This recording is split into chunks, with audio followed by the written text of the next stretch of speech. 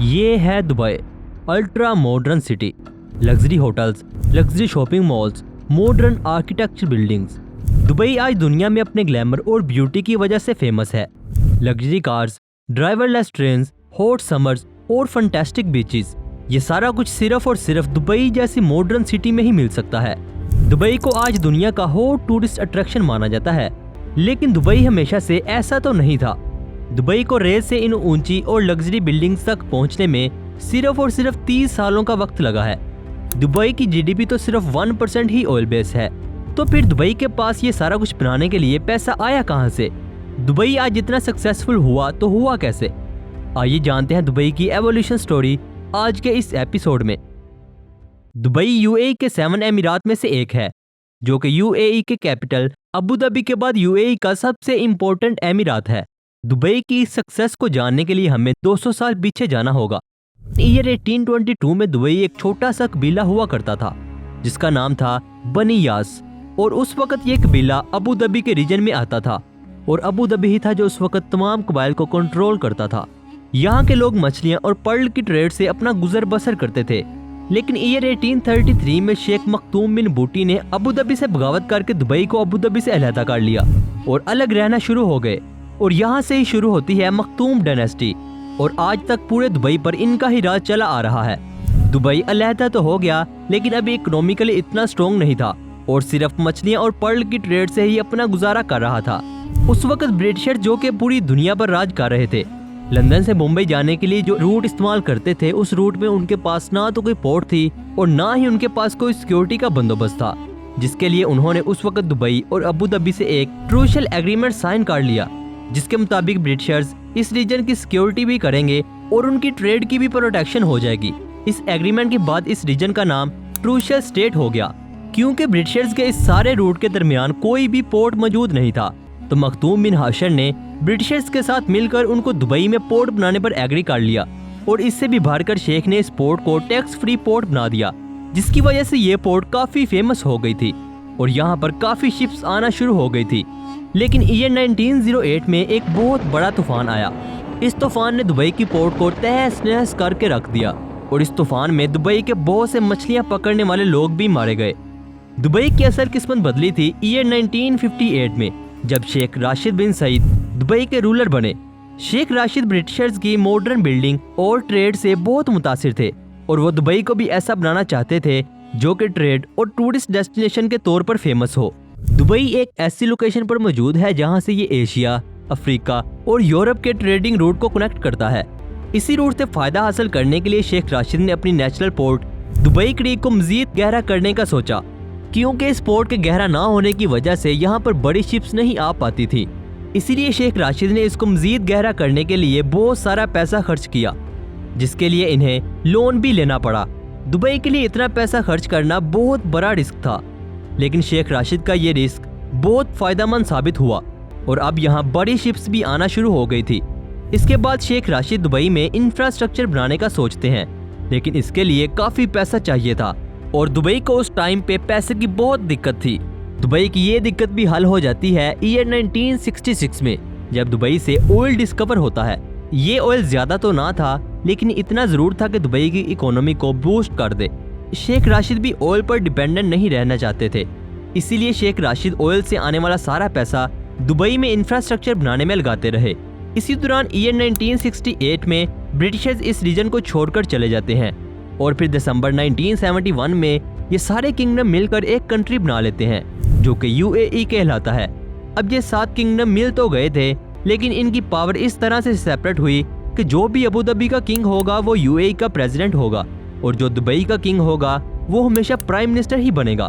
Dubai UAE का हिस्सा तो बन गया, लेकिन अब भी सिर्फ अपनी सक्सेस के पीछे ही लगा हुआ था। शेख राशिद ने ईयर 1972 में पोर्ट राशिद को बनाया। ये पोर्ट शिप्स के लिए रिफ्यूलिंग का काम करती थी। इसके अलावा शेख राशिद ने ईयर 1975 में इस पोर्ट के पास अलशंदिका टनल बनाई, ताकि पोर्ट के मैक्सिमम बेनिफिट्स को यूटिलाइज किया जा सके। दुबई की बेहतरीन लोकेशन होने की वजह से शेख राशिद ने ईयर 1979 में जबल अली पोर्ट बनाई, और इन पोर्ट्स के पास एक ड्राई डॉक्स भी बना डाला, जो कि एक रिपेयर यार्ड का काम करता था। दुबई के रीजन के आसपास जो शिप्स भी खराब होती वो इधर लाकर ठीक की जाती, इस पोर्ट को बनाने के बाद शेख राशिद ने बजाय के पोर्ट्स पर टैक्सेस को बढ़ाया जाए, शेख राशिद ने जबल अली पोर्ट को टैक्स फ्री पोर्ट बना दिया। शेख मोहम्मद उस वक्त दुबई में सिविल एविएशन के इंचार्ज थे और सिविल एविएशन का इंचार्ज होने के नाते इन्होंने अपना ध्यान एयर ट्रांसपोर्ट पर दिया।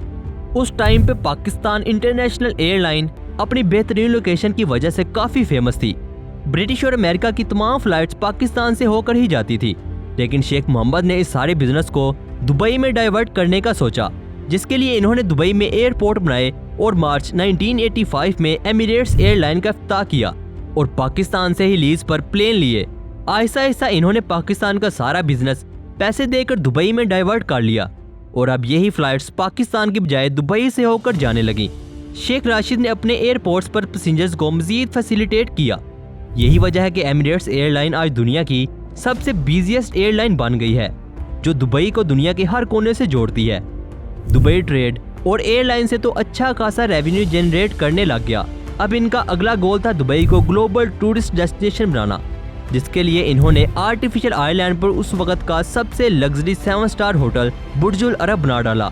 लेकिन इसके इफ्तिताह से पहले ही ईयर 1999 में शेख राशिद की डेथ हो गई और शेख मोहम्मद दुबई के न्यू किंग बनते हैं। शेख मोहम्मद का विजन अपने वाले से भी आगे का था। शेख मोहम्मद दिसंबर 1999 में बुर्जुल अरब का इफ्तिताह करते हैं। बुर्जुल अरब बनाने के बाद तो दुबई में जैसे लग्जरी होटल्स की लाइन ही लग गई। शेख मोहम्मद ने मजीद वर्ल्ड्स अटेंशन के लिए 2010 में दुनिया की सबसे ऊंची बिल्डिंग बनाकर दुनिया को हैरान कर दिया, जो कि आज बुर्ज खलीफा के नाम से फेमस है। हालांकि दुबई के पास कोई नेचुरल टूरिस्ट प्लेस मौजूद नहीं है, लेकिन सिर्फ इन होटल्स की आलीशान जिंदगी को जीने हर साल लाखों लोग आते हैं। एक रिपोर्ट के मुताबिक 2022 के फर्स्ट हाफ में ही दुबई का tourist revenue 5 billion US dollar रहा है और 2022 में तकरीबन 120 लाख से भी ज्यादा लोगों ने दुबई को विजिट किया और सबसे ज्यादा विजिटर्स इंडिया के थे। दुबई में टूरिस्ट को मजीद इंटरटेन करने के लिए शेख मोहम्मद ने फ्यूचर म्यूजियम, मॉडर्न जू, मॉडर्न आर्ट गैलरी और स्काई डाइविंग जैसी सहूलियात मुयस्सर की। शेख मोहम्मद ने दुबई में बिजनेस ग्रोथ को बढ़ाने के लिए ईयर 1999 में दुबई इंटरनेट सिटी यानी DIC बनाई। DIC एक बिजनेस हब था जो कि बिजनेसेस को रैपिडली ग्रो करने और लोगों को बिजनेस के बारे में ट्रेन करता था।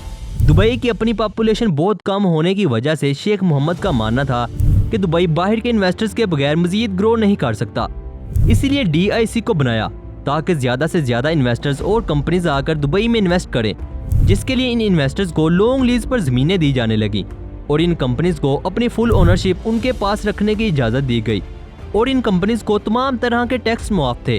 और यही वजह है कि दुबई आज एक बिजनेस हब बन गया है, जहां पर 150 से ज्यादा कंपनीज के ऑफिसेज मौजूद हैं। अगर सिटीजनशिप की बात की जाए तो UAE किसी भी ओवरसीज को अपनी सिटीजनशिप अलाउ नहीं करता। UAE की सिटीजनशिप लेने के लिए ऐसा रूल हरगिज नहीं है कि आप दुबई के किसी सिटीजनशिप रखने वाले से शादी करते हैं तो आपको सिटीजनशिप मिल जाएगी, बल्कि UAE अपनी सिटीजनशिप सिर्फ फीमेल्स को ही शादी करने पर देता है और वो भी शादी के 7 साल गुजरने और एक बच्चा होने के बाद।